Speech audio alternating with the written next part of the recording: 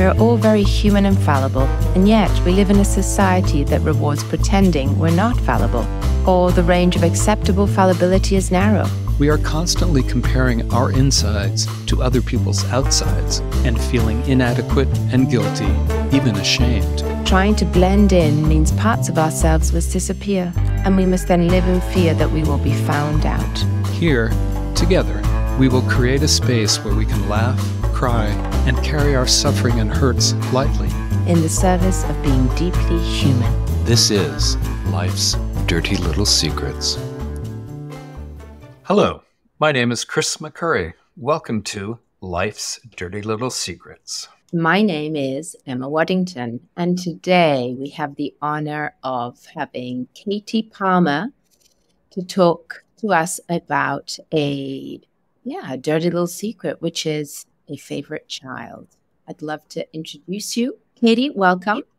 Great. Thank you so much. It's really great to be here. So Katie is an educational consultant, board-certified behavior analyst, and parenting coach. She has over 20 years experience in education and over a decade specializing in behavior analysis.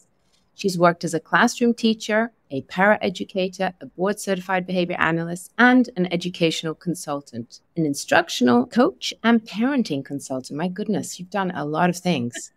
And know that she was director of Two Roads Academy, which sounds like an incredible place. And she is really passionate about pro-social organizations, which is something very dear to my heart too.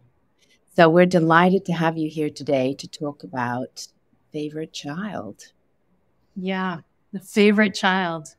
I love that it is a dirty little secret, and it's one that people are not ready to admit or talk about. There were several people, I knew I was coming to speak to you both about this topic. And I've asked a few people out in the world that I live in here in Boise, Idaho. And I said, I'm going to go on to this podcast and I'm going to talk about the favorite child. And immediately they say things like, oh, I don't have one. And I'm interested in that, very interested in that. And I would say everyone has one, now just to be a little bit pokey. And I would say, of course you do have one. It just changes day to day, week to week. And sometimes I would get some traction. And there was one friend of mine whose face just sort of lit up and she went, oh, yes, that makes sense. And I guess part of what's interesting to me about that is our initial reluctance to say, no, I don't have a favorite. And then when we dig a little deeper, well, actually, sometimes this child is easier to get along with, or sometimes this child is just wonderfully loving when I needed it. And I find that when we get stuck in this place of like, oh, no, that's the wrong thing to say, or that's the wrong thing to think, we don't want to talk about it, or we pretend it's different. Well, I think often what people say is, well, I love them all equally. Mm-hmm. Yeah. Which I think you can do and still have a favorite of the moment. Yes. There is a lot of shame, isn't there, around this topic? Yeah, I think so. And there's maybe an underlying awareness that, a real severe favoritism can harm a child psychologically and harm their development and their growth and their ability to engage in relationships in a positive way later. Which sort of brings that distinction. Before we started the recording, we were talking about the difference between a favorite and favoritism. And that might be something to explore and unpack a little bit. So how would we define favoritism? As a behavior analyst, I go right to the outward and measurable behavior that we might see that would indicate preferential treatment over and in contrast to the other children. So if in the presence of the youngest, I tell the oldest how smart and organized and fantastic they are, and therefore they can do something special. And I look at the youngest and I say, you haven't cleaned your room yet. Why can't you be like your sister? Why can't you be like your brother? It involves comparison, Yeah. overt comparison, in a way that's shaming or, diminishing or something like that. Yes, and I think in a way that's perceptible, even if not directly shaming, but it's perceptible to others, which then, of course, makes it a little harder to measure. But if the perception of the youngest watching the oldest get praised, even if there's not that second part that I just articulated, they will internalize that, or they can, certainly. I was talking to a parent recently about the idea that shame will show up without anyone pointing it out, without an external influence pointing it out. And that, as humans with language, we will see things around us and be self-critical in certain contexts when no one else has been critical of us. And that shame can deepen without anyone else influencing that. So I think sometimes this idea that, my parents prefer my brother over me doesn't necessarily come from a really obvious behavior of the parent, but more a perception of the child. Maybe there's some subtle things that are happening week to week. Yeah. And I think that's like the idea that our children can think that we favor one over the other is a big fear. And Yes. we want to protect them from those big feelings of, I guess, from any sibling rivalry as well, but also the sense that they're less than and not good enough or not good as their sibling. Yeah, I think that's a real fear that we carry, along with many other fears of, not being a good enough parent. I think this idea of treating our children equally and fairly to protect them from that sense of not being the same as or treated the same as their siblings is very strong. And there are some families in which there's one child that has a greater number of needs, whether developmentally or physically. And so that fairness question ends up being a bit of a challenge. As a parent, we say we want the kids to feel like we're being fair, and yet we know we have to attend to our neurodivergent child in different ways. We have different rules for that child because they are learning at a different pace. How do we help the others understand or accept that that's not an inequity in how we feel, but it's a fairness in addressing need? Over the years of, my working with families, I would very often have to say, okay, let's define fair. Because, in the mind of a young child who may have a tendency toward a lot of black and white, all or none thinking, fair means equal.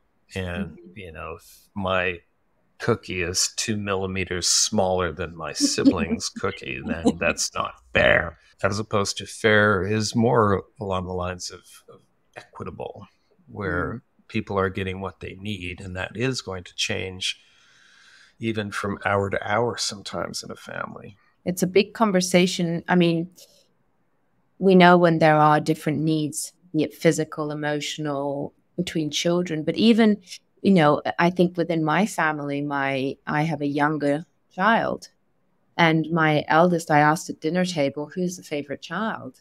And my 2 boys sort of pointed at my daughter, and she sort of put her hand up and said, it is me. I am the favorite. She then celebrated it with much gusto.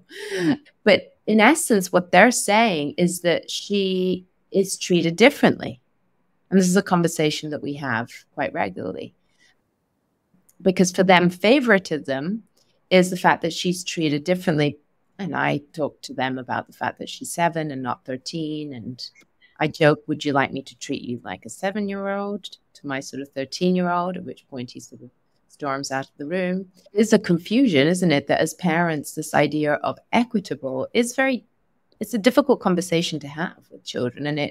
Because children, in essence, I think part of the concern is that we're not treating them fairly, and that when they speak about not being the favorite child or someone else being the favorite child, it is about fairness in their eyes. And so it is a really important conversation to be having openly. Like, we joke about it quite regularly at home because, but the reality is, the bottom line is what doesn't appear to be fair to them. And so then we talk about needs. Well, I have one child, and we had many discussions about fairness, even though there was no sibling to compare himself with. And I would say that, sometimes he was not my favorite child. Mostly like high school, middle part of high school. But we have a great relationship, and we did our best. But yeah, even only children can get caught up in the fairness thing because they're comparing themselves to their siblings. One of my favorite books is called "It's Not Fair." Jeremy Spencer's parents let him stay up all night, and it's about this guy named Wolf who writes some wonderful parenting books. But every kid knows a Jeremy Spencer, and at least one. Yeah. And so it's just not fair because, so-and-so's parents let him play these horrible, violent video games. Why can't I? Whatever, the issue is. So there's that, I think going back to what you were saying, Katie, is like this can be programmed into us without much trouble and without much input from the environment. I think there's just a natural tendency for us to compare ourselves to others, to compare our situations to other situations, and then looking at it through that negative lens of I'm not getting enough, or things aren't balanced in some way. Yes, and when a child starts to do that, and then from their perspective their situation gets better, that may reinforce the behavior of making those statements about this isn't fair, you don't treat me well, you love my brother more, which is going to land on the parent potentially in really a rough way. And so if they begin to accommodate that or overcompensate, then we have a pattern of reinforcing the behavior of naming, that's not fair, rather than having a discussion about it. Are you getting your needs met? Is your brother getting your needs met? Their needs met? Is everyone getting their needs met? And having that discussion. We can inadvertently, from this place of, I really want to be a good parent. Oh my goodness, you feel that your brother is the favorite. I'm going to address that with my behavior. We may have then just reinforced the child who is complaining of the unequal treatment, whether or not it's valid.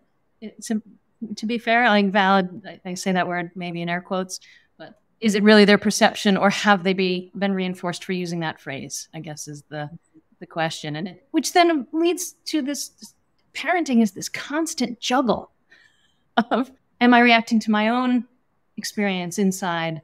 Am I reacting to what I'm seeing? Am I reacting to a pattern? Am I reacting to the way my parents treated me? And that we cannot be constantly monitoring all of that all the time. And then I cycle back to the little self-compassion for the mistakes that we all make as parents. Well, I think we are constantly monitoring that. And that's just a given. It's what I, often call a condition as opposed to a problem. Yeah. And so I think it's a question of, when we go down that path, to notice that we're going down that path and not, react to it in some unhelpful way. But yeah, we're going to do it. Like I said, I think there's a natural propensity for people to make comparisons. I think there's survival value in that. It can lead us astray and get us into the weeds. So it's kind of like there's two dirty little secrets here. Like, on the one hand, one of the dirty little secrets is that, children can feel like there is a favorite, and that's really triggering. And that's the sort of dirty secret that nobody really wants to talk about the fact that it's so triggering. But then there's the dirty little secret that, we may feel like we prefer one child over the other. And that kind of sits underneath that fear that our child will see it and that we're doing something wrong. Because it is, we do carry this feeling of incredible sort of sense of responsibility for our child's happiness and well-being. And even, just listening to this conversation, thinking about how much they're deducing, even without us doing very much about it, just shows how fallible we can be and how little influence sometimes we have in that narrative. But there is that sense of responsibility to control that inner narrative, to control how they feel about themselves through how we treat them. So this fear that they may feel unfairly treated or not treated as well as their siblings is a real fear. And alongside that, we might feel that it's easier to look after their sibling. And we might, at one point in time or another, feel that we connect more with their sibling. And that kind of makes it even more loaded in a way, doesn't it? Having to sort of that fear of, in a way, that rejection of that reality that maybe we are connecting more. Maybe my temperament now is such that I'm getting on better with this child, which may change.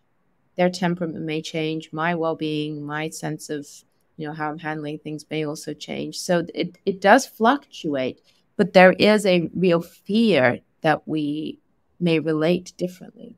Well, in the reading that I've been doing leading up to this episode, and I'll put some links on the show notes so that if listeners are interested in exploring this, I'll put some stuff up there. Apparently, shared values is primary in terms of which child we feel closest to, and which may be identified as, again, fairness of the favorite in air quotes. But as you were saying, Emma, just some children you just feel more connected with because the matching temperament or the values or the warmth or whatever it may be, and that's probably just going to be part of life in a family. And when we have teenagers who are pushing against the values of their parents in order to discover where their own values sit, just very important developmental stage for them, it's harder to connect with them if they're in that place of like, no, mom, dad, grandparent, you know nothing. You're such a fool, and this is what's important. Or I need to play these video games online because this is where all my friends are and this is where my connection is. And parents are pushing back against that. So that conflict of values can be so massive at that stage. And then as parents, we do have a harder time connecting. Well, I wonder, this may take us in a completely different direction, but is it really a values conflict, or is it how we're trying to get our needs met at the moment? Because in your example of, I need to play online video games with people in Japan at 3:00 in the morning because these are my only friends.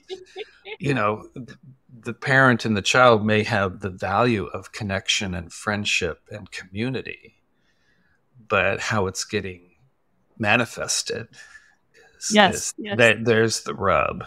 In the same way that parents can appear to have conflicting values around things like, discipline. But, to me, in my experience, that's often been a matter of like strategy or technique as opposed to the value. Okay, you both agree that children need to be respectful toward adults, right? Okay, how we get them to do that, how we, nurture respectful behavior, that's where the conflict is. So anyway, I just thought I'd throw that. Well, I love that because it really identifies how sometimes, I believe, in my experience and as I coach parents, I notice that parents will make that leap from what's right to what's important to them. Like this is the right thing to do and this is how to do it. And when their child might be trying to create connection in ways that the parents disagree with, so that how we're doing it, that strategy, that technique about how am I approaching that value, the conflict lies there. And when we can unpack that and say, why does your child want to play these video games? Have you asked them? And maybe children don't know, they don't know the answer. But what a wonderful conversation to begin. To begin to have that perspective taking. I want to hear why this is important to you. And I don't know, Chris, is that a way for parents to recognize, oh, we are trying for a similar value? You know, if for instance, I go golfing for 4 hours on a Saturday, it's my time to connect with friends. That may be to the detriment of my family. And I might get a little stubborn about that. This is how I connect with my friends. And I see a parallel there. And I wonder how often we step into those other shoes and do that perspective taking. Is that sort of what you were describing, Chris? Or did I take it in a whole new direction? Well, I mean, we could take this in so many directions, but no, I think that's true. And I think that's an important life lesson, because people, you know, going into adulthood are going to have to, you know, learn how to balance these things, you know, how to balance, you know, getting my needs met versus, you know, my partners versus my kids, or maybe versus isn't even the right word, where it's like somehow we have to like make all this work. And it's a tricky balancing act. And sometimes things are going to be out of balance, and we have to be able to float with that and make adjustments as necessary. And I think communication is a big part of that, where it's like, let's talk about this. And that's an opportunity to get some clarification and, you know, teach some skills and prepare our kids to, you know, do this for the rest of their lives with other people that are important to them. Yeah, I'm thinking back now to, Emma, the discussion you had at the dinner table. And could your 7-year-old take the perspective or step into the shoes of one of her brothers? Or does she ever notice when one of her brothers seems like the favorite? And what does that look like? Or what does it feel like? And I don't know if that's a part of what you talked about, or if you even want to guess about that. But yeah, so listening to you guys, I was thinking it's almost like, once again, we've got this word like favoritism or favorite child that is a stand-in for something else, isn't it? And that we can get tangled with the word that we miss out on what we really need to be talking about, or like Chris says, with trying to solve the wrong problem. Because that perspective piece is so hard, even for ourselves, like you were talking about it, Katie. And yeah, I go off for a run. And, you know, nobody can take that away from me. You know, when my kids want to do things that perhaps I don't think are, you know, air quotes, healthy or good for them, it might rub up, you know, with me and impact my ability to see things from their perspective. And that may be when, versus maybe I, you know, see the perspective of one of my other children better. And that's where this favoritism can come in. It's like, it's okay for her to do this, but I can't do that. Or it's okay for him to do this. And because it's often, I notice, a piece around, back to the fairness, right? And that ability to almost lean back and think about what's really going into this moment, not getting tangled up with the fear of, am I appearing like I have a favorite because they're getting a different treatment? Or am I struggling with this behavior because I don't like video gaming and therefore disconnecting from my child, and therefore in my heart think, oh, I prefer to hang out with my other kid? Like, that's also a move that we need to be noticing that we do with the same, you know, with the same language. And it can be damaging. It can be getting in the way of the relationship. What I was reminded of is this idea of, I'd rather be happy than right. You know, we can stand on whatever part of the soapbox of video games are maybe not good for brain development. That seems to be pretty clear in a lot of research.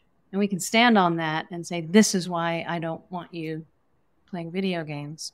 And that may or may not help us connect with our child. It may not help us move in the direction we really want to go in building relationship and respectful dialogue and perspective taking for our kids if we plant our flag on things, regardless of whether we're right in the end. And sometimes, and the word happy isn't quite the right one, sometimes getting that conversation out is more important than being right about video games. Years ago, when I was first in graduate school, I had a colleague who had 2 young children. And she told me the story where one evening she was doing the dishes, and her 7-year-old girl and 9-year-old boy were in the other room, and they started to argue. And the argument was getting more and more heated, and she was just about to go break it up when she heard the 7-year-old say to the 9-year-old, "Do you want to be right, or do you want it to work out?" From the mouths of babes. Yeah, of course it was the girl who said that to the boy, but my answer to that question is, well, both. I want it to work out because I am right, but yeah, sometimes you don't get both. You don't get to be right and have it work out. But yeah. I love that story. Yeah, so I was just thinking back on that, the idea that that perspective taking on ourselves when we're getting tangled up with, how we feel about one of our children at any one point. When we get caught up with, oh, do I favor this child? And how we make space for the fact that perhaps we're finding it easier to connect with one, or we need to maybe ask ourselves why, like you're asking, Katie. It's awesome of the behaviors that we're seeing in one of our children challenging for us, right? Be curious about that instead of, because it will. I think there is a small group of parents who quite openly talk about favoritism, but the vast majority don't. And to feel that we may prefer one child over another at any one point feels very uncomfortable. And I think that should be an invitation to be curious as to why. Why am I feeling like this towards this child versus the other? And what can I do about it? And maybe it's just acceptance. Maybe it's just the way it is right now. Maybe they're going through a phase where we're disconnecting, and, maybe it's just time, especially with the adolescent stage. Maybe they're doing what they're meant to be doing and pushing me away, and I'm finding that really hard. And so I'm leaning on, hanging out with my other kids in the meantime. But it's being curious and open to that and to see if there's anything in it that's useful. Yeah, and one component of what you're talking about involves time. Watching it happen rather than behaving to correct it or behaving to change it, but the noticing, the self-reflection, self-awareness, the acceptance, and observing over time, when does this change? Can I look back and say, it was like this last year at this time, or it was like this with my other child 2 years ago.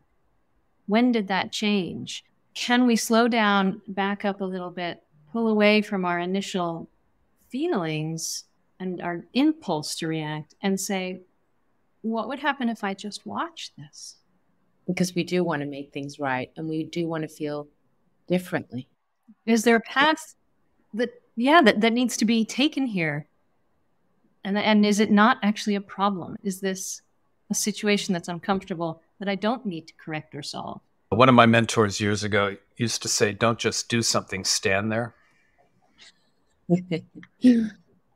So yeah, I think we kind of panic, and we need to do something. We need to fix this, as opposed to kind of letting it play out.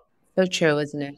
But we do want to make it right and feel better. And I think parenting is a very intense emotional journey, with lots of ups and downs and twists and turns, and a lot of, at least my parenting journey seems to include a lot of guilt and, feeling bad as a parent and overly responsible. Paying attention, it includes a lot of guilt.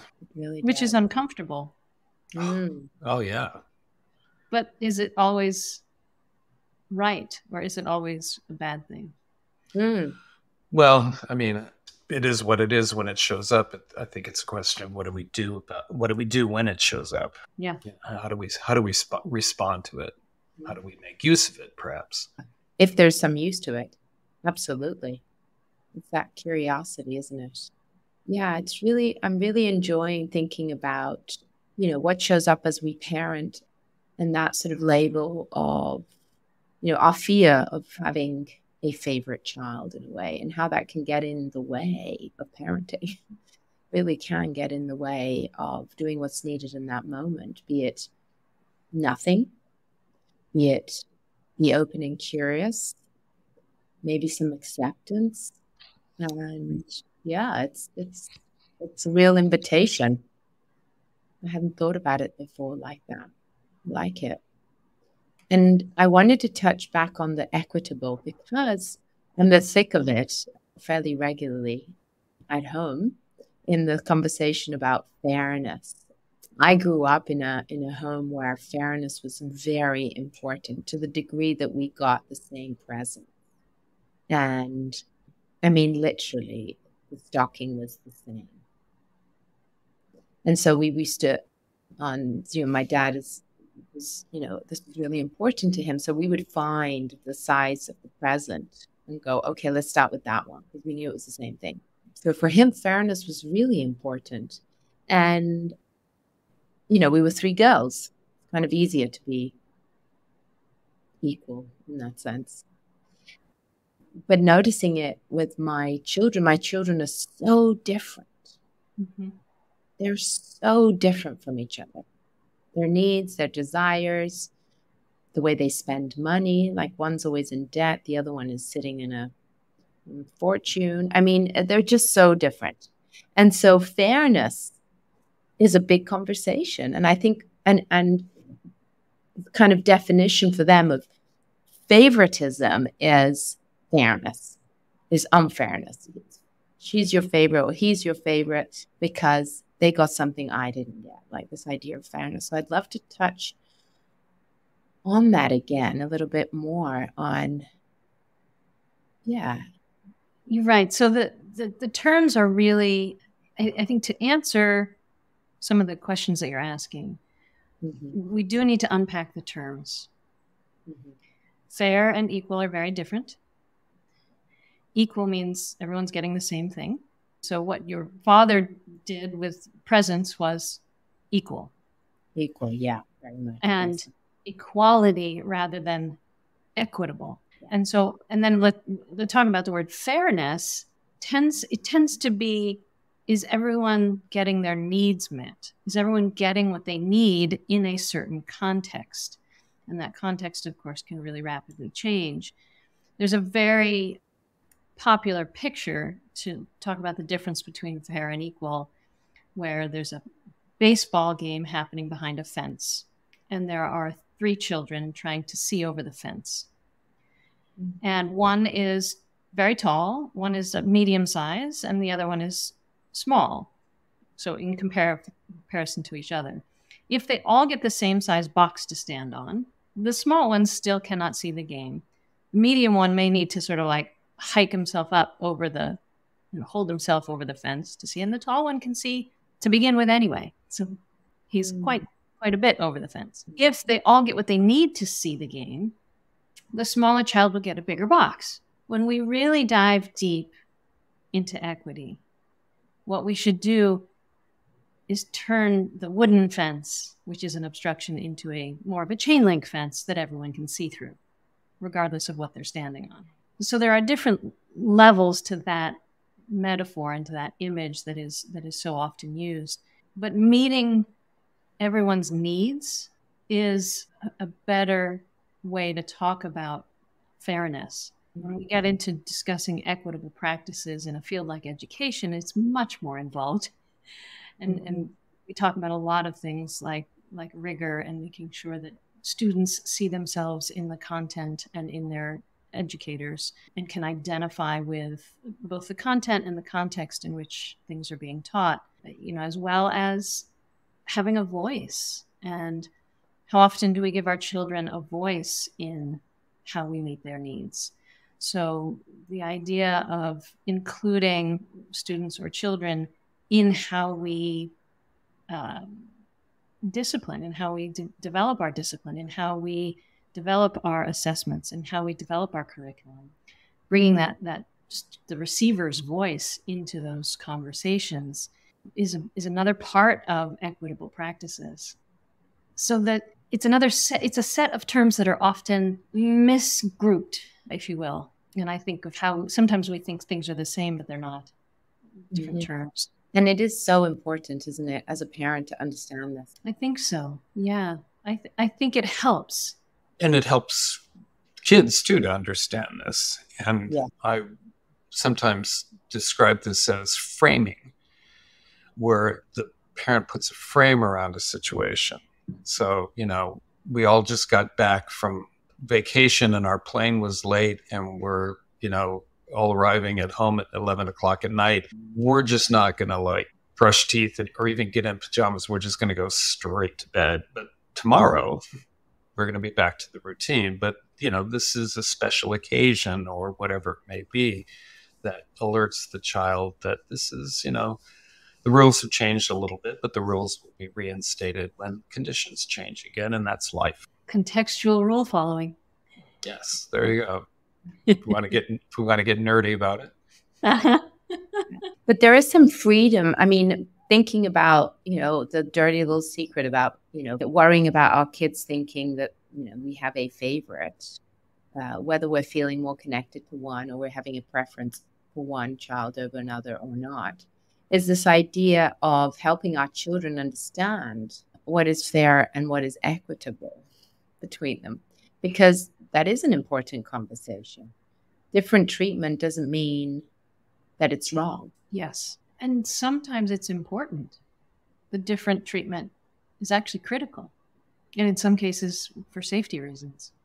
That's right. And to be mindful of how that, it comes back to that, where you just mentioned, Katie, to have open conversations about, rules and how we apply them, and how much of a conversation you can have with your kids around that. So our own rules as parents are really important to examine. We have so many rules that we set up when we begin parenting. This is how I'm going to parent. And then life throws our children at us. Mm-hmm. And if we are too rigid about following a rule that we had before we were in the moment that we're in, we miss, this rule isn't working. It's just not working for me. I'm trying to follow this rule because I think it's the way things should be. And I'm not noticing how doing so is impacting my sense of self, my children, my family. Or the rule that worked when my child was 5 is not working when they're 9. And that rule that worked at 9 is not working when they're 13. And you have to be mindful of that. And I think part of that conversation too needs to be addressing, validating the emotions that are showing up when the child is having that idea that things are unfair. So I think, that may even be the place to start, where the parent says, look, I get it. You're frustrated, or you're angry, or you're disappointed. And then launching into, the discussion of, equitable versus equal and all that sort of thing. But I think those emotions need to get acknowledged and validated and labeled. Otherwise, they're not going to hear a word the parent says. Yeah, because it is often a protest. If I think of, when children are talking about favorite, it is a protest about something that's happening. Yes, they want things a different way, or imagine things would be better if they were a different way. Well, I was thinking about the importance of helping kids notice what emotion, I do hear this. I hear this anger, and I do understand. And that your anger doesn't change what is happening or my conviction to continue doing it in this particular way. And here's why. Helping kids understand that I can be right here with you while you are angry and frustrated, and your emotional state is not going to change my behavior as a parent. Can help with that piece of my emotions are real and they're here and I can express them. And then we got to work through what it is I'm looking for. Nice.